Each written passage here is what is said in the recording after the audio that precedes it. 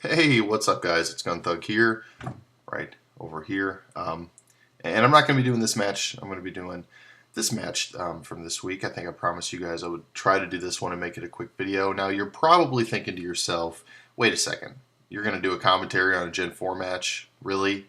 Even after that abysmal performance against Sultan yesterday? And the answer to that is yes. Yes, I am. But you're not wrong. That was a really bad. I think what's going to haunt me the most about that is just that I had two big mistakes. One, and Old Time pointed this out, and he made a great point. Him and Senile. There was no need to reveal Aura Sphere on Heatran. I guess for whatever reason, I'm thinking, man, Heatran's a pretty bulky Pokemon. I actually was not running full special attack investment. I was running very little actually because it was, for whatever reason, a Calm Mind Shukaberry Raikou with Aura Sphere. So I put a lot of investment in HP. So for whatever reason, I was thinking I didn't want to leave Heatran alive. I mean, losing Raikou would have been devastating at that point because Heatran would have just blown through my Bronzong and my Gyarados, so my sleeping Gyarados. So I thought I needed Aura Sphere. If I hadn't Aura Sphere, I Thunderbolted. He might have brought in Breloom. I could have set up Trick Room. I could have won. But what really haunts me is just the fact that I built that team from scratch.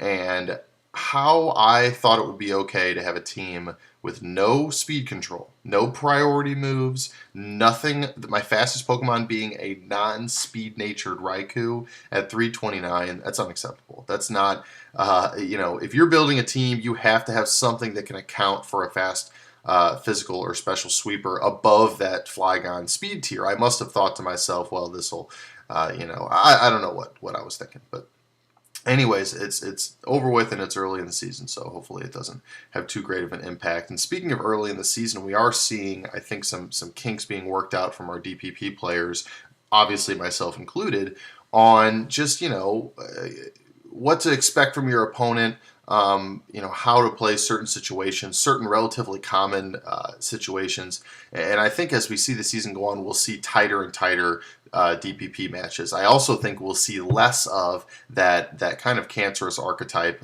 with basically Thunderwave and Jirachi. So, speaking of that sort of archetype, let's dive into this match. This is SirVector versus Linken earlier in the week.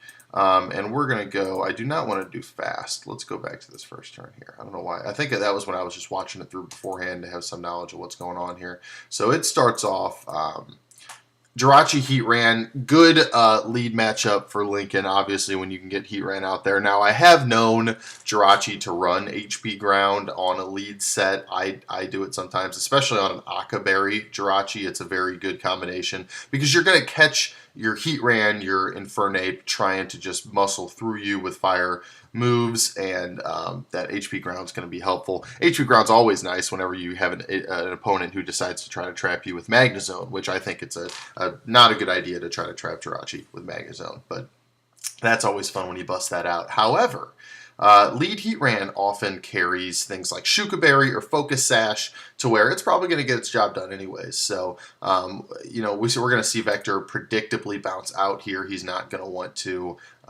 stay in and lose his Jirachi. He gets overheated, and boom, that does a whopping 43%. So, anytime you're going to see that kind of damage on a pretty bulky Pokemon in Suicune from Lead Heatran, you're thinking that's probably going to be Specs or Charcoal, more often Specs, I'd say, than Charcoal. And the reason why we drew Batum comparisons over here is because Batum would always lead with a Specs Heatran on the ladder, and it was good but very predictable. So we got Linken going into Breloom. He's going to take a Surf here. I think this is actually a really good play by Linken because you never know what kind of Suicune you're going to be facing.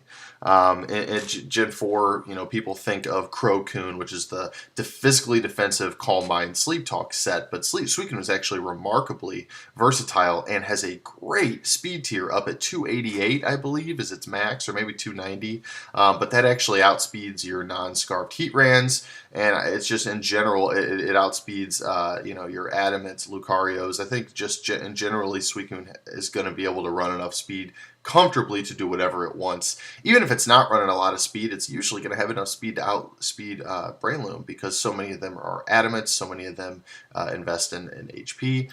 So to be able to fire off a strong Ice Beam here is a real possibility, and to do it before Breloom could Spore you is a huge advantage. So what's Linken going to do? Well, he's going to bounce out, and what we see here too is that Breloom is actually faster than Suicune. Notice that because it switched out first for Linken, we know that Breloom is rocking more speed than the Suicune, who at this point Linken knows is probably physically defensive, probably Rest Talk, or Vinkun protect sub, but only going to have one attack. It's only going to have Surf.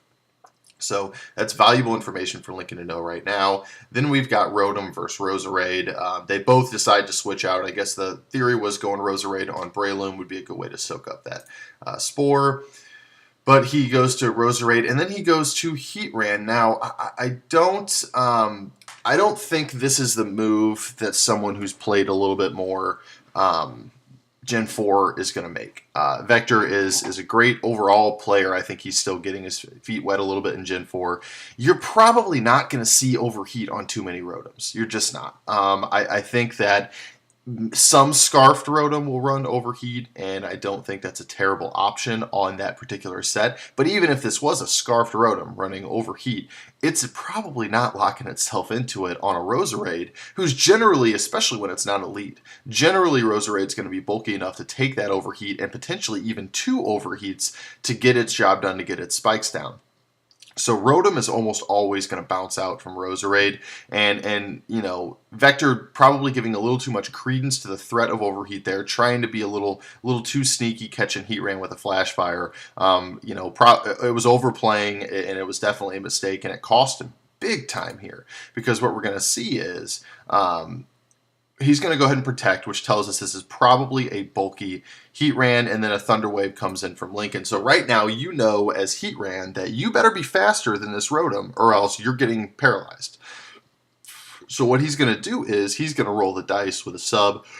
I think I talked about this already. Oh, excuse me. I told you it was early.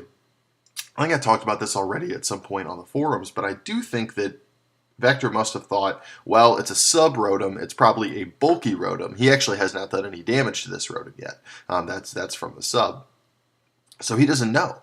And if it's a bulky Rotom, those things have been known to run speed down in the 220s range. 221 is often where I will cut mine off. And so if he thinks he can get this sub up first, then this is actually a smart play. And perhaps he's even running max speed Heatran up to 278, but if this is a Rotom running 298 speed, right, 252 plus speed, then that's a pretty predictable outcome. Again, he's not in this situation if he doesn't switch Roserade out on Rotom in the first place. So he's going to take the para. That's always very unfortunate here, and the unfortunateness piles on here. I really don't think it mattered all that much at the end of the day. I think that once we see all the team revealed here, I just think Linken probably had the better of the matchup and played it a little bit better. Not that he was not without his mistakes. I'll point those out when I see them. You know, but he's we're in a run of I think 4 straight full paras on Heatran. What I don't understand is you have Protect as Heatran. You need to start using it. Maybe that's what he's doing when he's. I guess that's actually absolutely what he's trying to do is use Protect, because we're seeing him go first on a Rotom that we know is faster. He did not try to use Protect here. That one he certainly shouldn't. Didn't try to use Protect here. So after the sub, he probably should have protected a few times just to get that left, because you're in a war right now.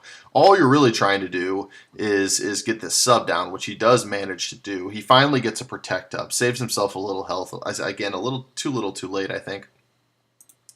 Let's get to the end of this. He gets one off. I think he's finally going to break the sub here. He does. But now Linken can just... He's at a low enough health where Linken can just fish for... paras, and he's going to get one on the first turn. So obviously that's why the health is so important on Heatran, because you know, you don't want him to get in this situation. So, and of course, obviously, if you hadn't got parried earlier, then you wouldn't be in this situation. So we're going to see him bounce out to Roserade here. Roserade's going to take a Thunderbolt very well. As you can see, it's a bulky black sludge, leftovers, whatever, Roserade. I mean, there's just not that much of a threat here even from Overheat Rotom. It would have had to have been Specs or Life Orb Rotom for me to be even slightly concerned about taking an Overheat there.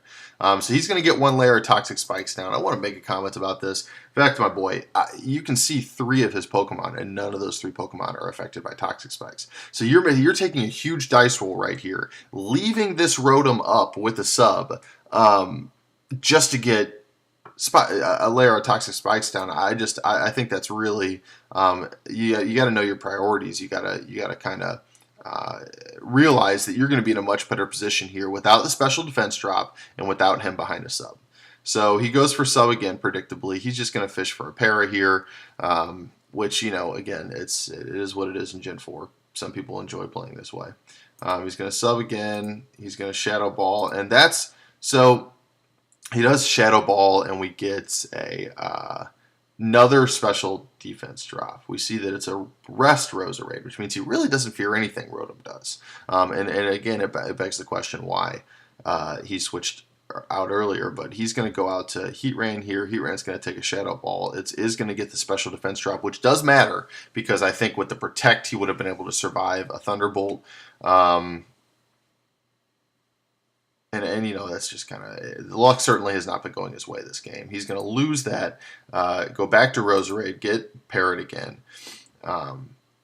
Breloom comes in. He's going to take a pretty hefty chunk there from... okay, so this was a confusing turn for me.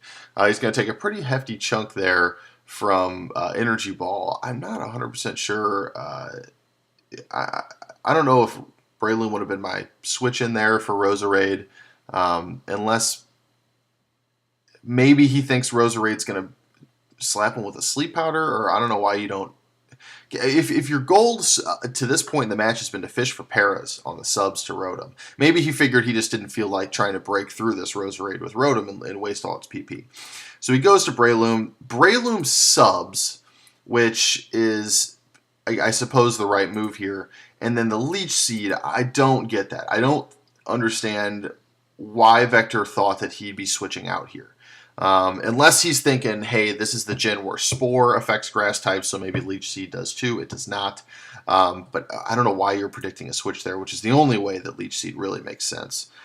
He is going to then take a very strong... Roserade is often thought of as a way to handle Breloom. It's really a check more than a counter because of that. I mean, it just gets decimated by a very standard Focus Punch. So 77%, it's clearly on the ropes.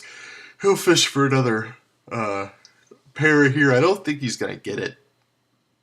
And so we see already Vector starting to get pretty low on the timer over here. He kind of gets on his back foot and isn't able to recover. And we're seeing that here. He is getting some valuable damage back with Roserade.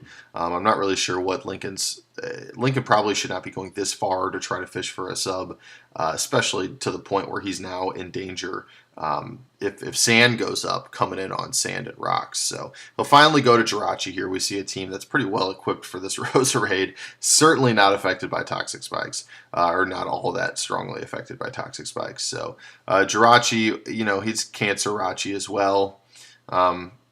Energy Ball, at a certain point, Vector, you're gonna have to get away from. What he's trying to do to you. You got to play a little bit more aggressively. I think that's and he very well could have. Wow, you don't see that very often. Roserade breaking through that.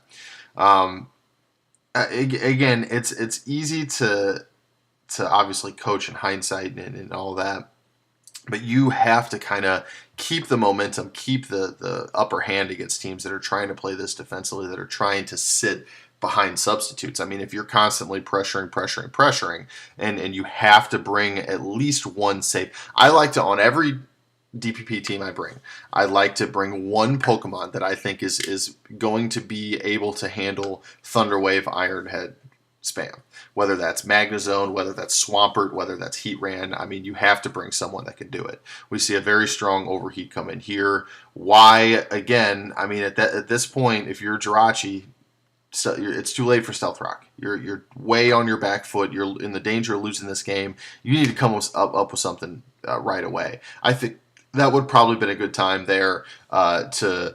Well, and how does that come about? I guess it's a double switch. You might go Suicune there, honestly. Instead and eat that overheat and then give Suicune a chance to set up maybe. Um, he's going to go to Rotom here, and I think he's going to hit him with potentially a sub. So we see it might be Vinkun, which is a sub protect Suicune that's going to rely on sub and protect to stall and get health back from lefties. I guess it's a very weak Surf.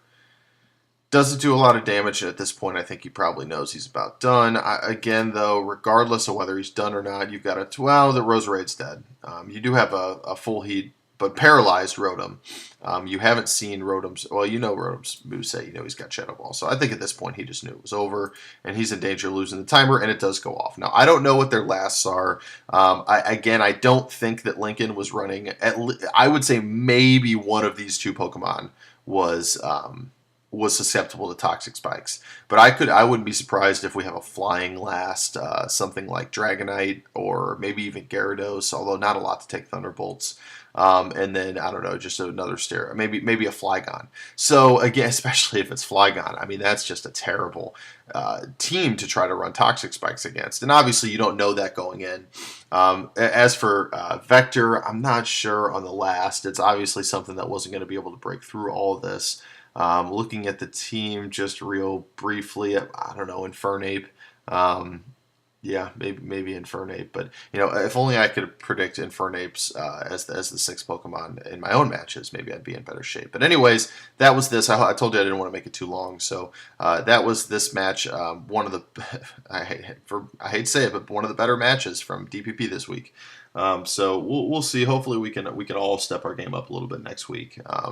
It gets you guys a little bit better game to do a replay for. But for now, I'm Gun Thug. I will see you guys later.